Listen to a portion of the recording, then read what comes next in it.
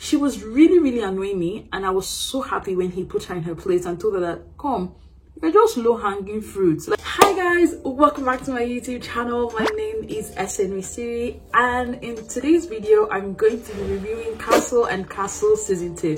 So without further ado, let's get into this video. So guys, I'm super excited that Castle and Castle season 2 actually premiered on Netflix. Season 1 was on Ebony Life TV. However, thankfully for those of us living in the diaspora, season 2 actually came on Netflix immediately. It dropped, and I'm encouraging you to watch it even if you haven't seen season 1.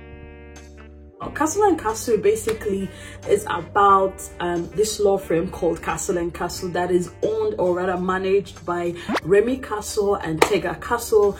I really like the way they started season 2. We saw Otumba Iriabo, who was, congratulating them. He had just signed on Castle and Castle as his law firm and all of that, and then Duke, that's Remy's dad, now brings up the issue of, oh, I need more shares in the company, and that's essentially what opened the can of worms and a bunch of other crazy things that actually went down in this season.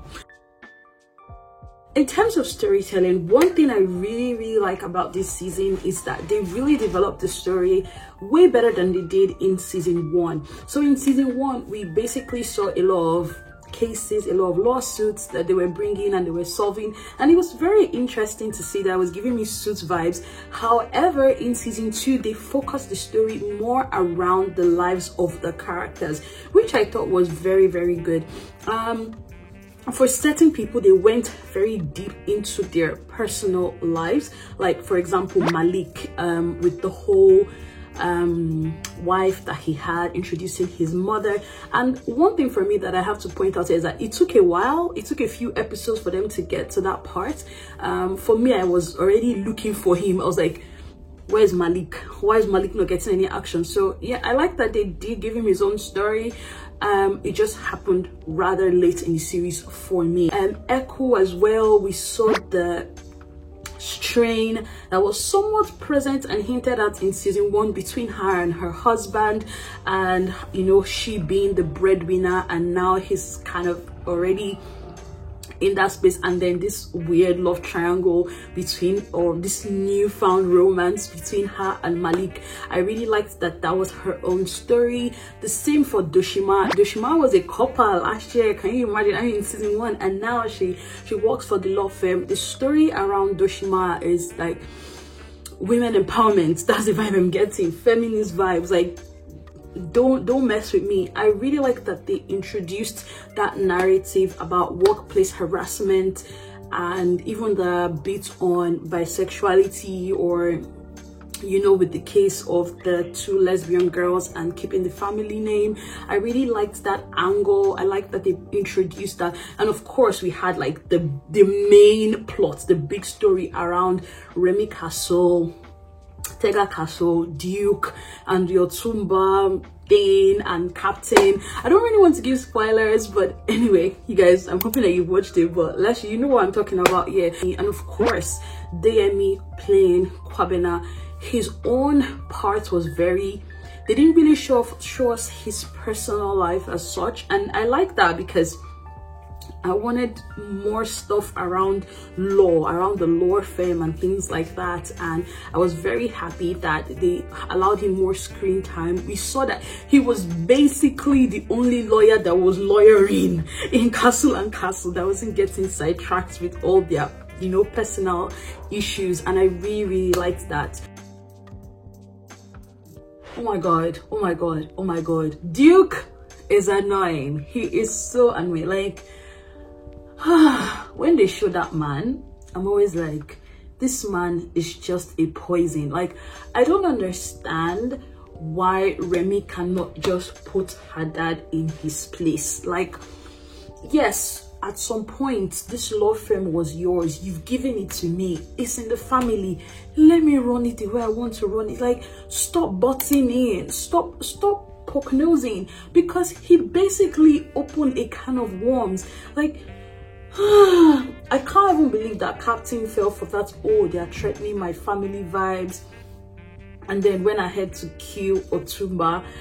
I was just like, oh, Captain, you're such an upright man. Like, I wouldn't have expected that Captain would do that, but he did, because if you remember season 1, Captain was very nice. Captain, as a matter of fact, Captain was actually was asking Stella out. So for him to kill someone, I was just like, you must really be loyal to Duke for you to do that, because it just didn't make sense. Now, another person that annoyed me so much is actually Remy herself. Like, what is this nonsense relationship that she's got with Mike? What is that? What is that? It was very annoying, because you know what, when we look at this whole series, season 2, the two antagonists, if you ask me, is actually Duke, and number 2 is Mike, because Mike is playing a dirty game. Matter of fact, Mike has actually destroyed not only the firm but the relationship between Tega and Remy, because on one hand he's sleeping with Remy, on the other hand he's there trying to poach Tega. And sometimes I see, not even sometimes, a number of times I actually see that Tega is actually trying to make an effort, but Remy is just so headstrong.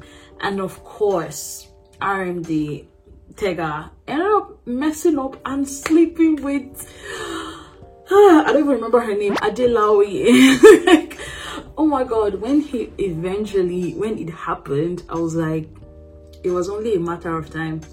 It was only a matter of time. And I just felt like the girl was just being desperate. Like, I get that you're infatuated with your professor, you want to have him, blah blah blah. Like, sister, take a chill pill. Like, she was really annoying me, and I was so happy when he put her in her place and told her that, come, they're just low-hanging fruits. Like, stop it, this nonsense that you're doing. But damn, girl, hell had no fury like a woman scorned, because I feel like in season 3 this girl is going to unravel a lot of things. Like, I'm just like, can anything worse, can anything bad, can any extra jara, anything, can anything be worse than this? And then big mouthed Dinola goes and blabs to his friends under pressure that he's killed someone. Like, when he legit said, I've killed someone, I paused. I was like, that's it. Like, yeah, just nail it.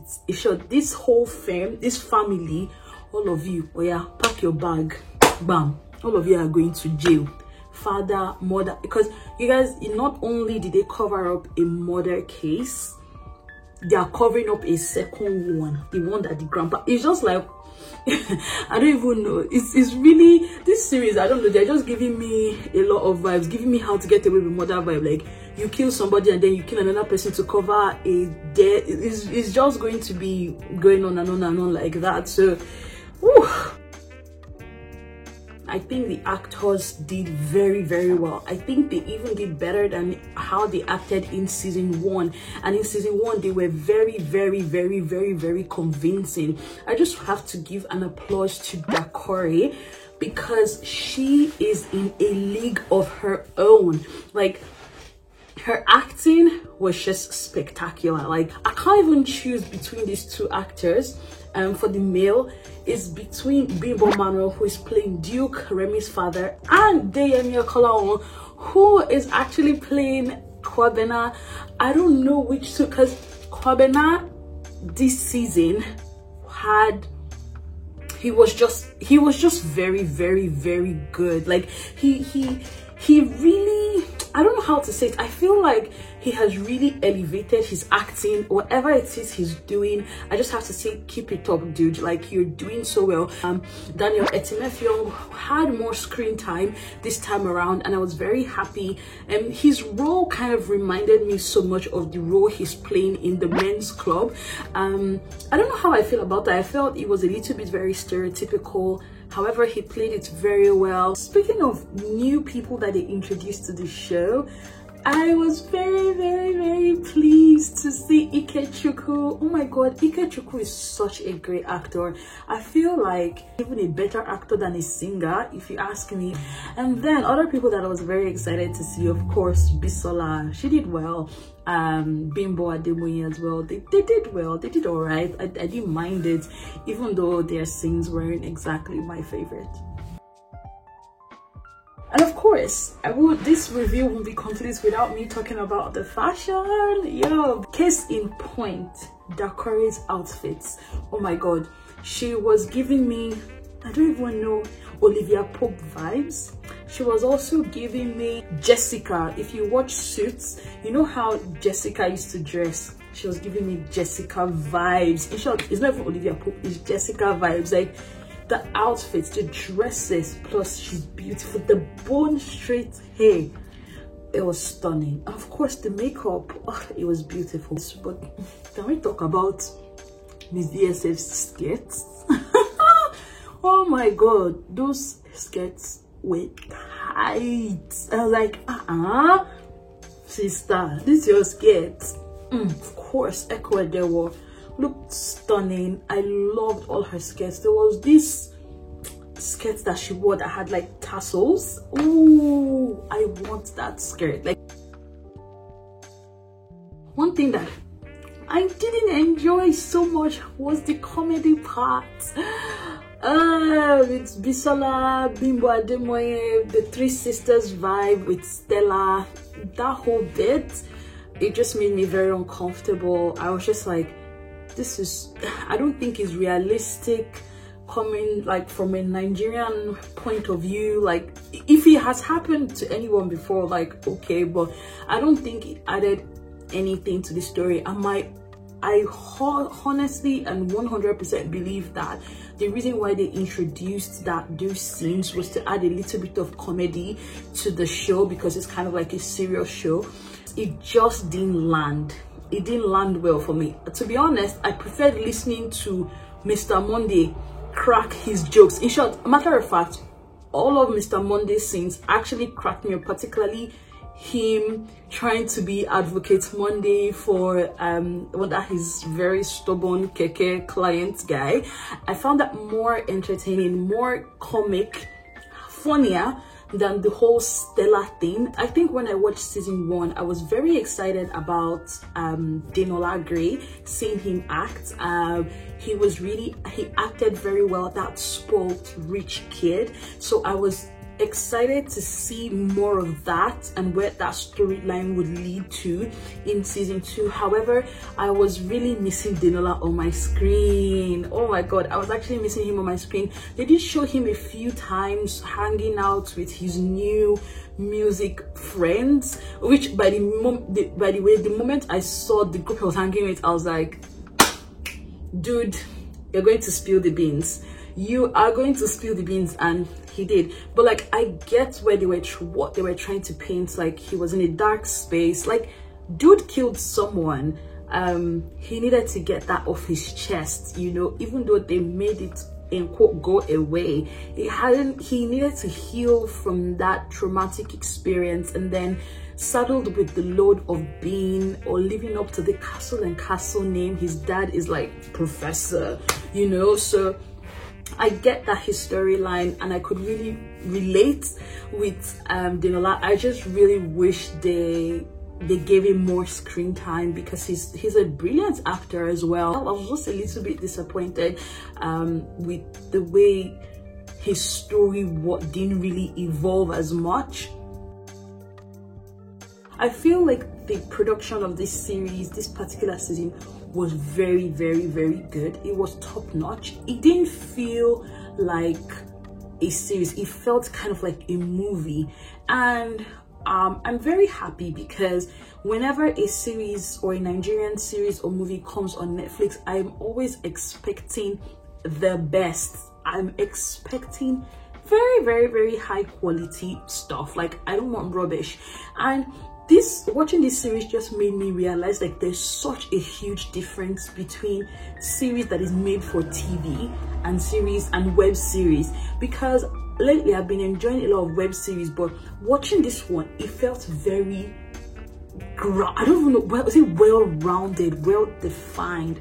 In particular, I loved the cliffhanger, the way they ended it. I'm not gonna lie, I felt like the first few episodes, whilst they were interesting, it felt like the build up, all the gang stuff, they left it for like episode 4, 5, 6. So let me know what your thoughts are about this series. If you haven't seen it, please go and see it. All right, thank you guys so much for watching my review, and until my next one, bye.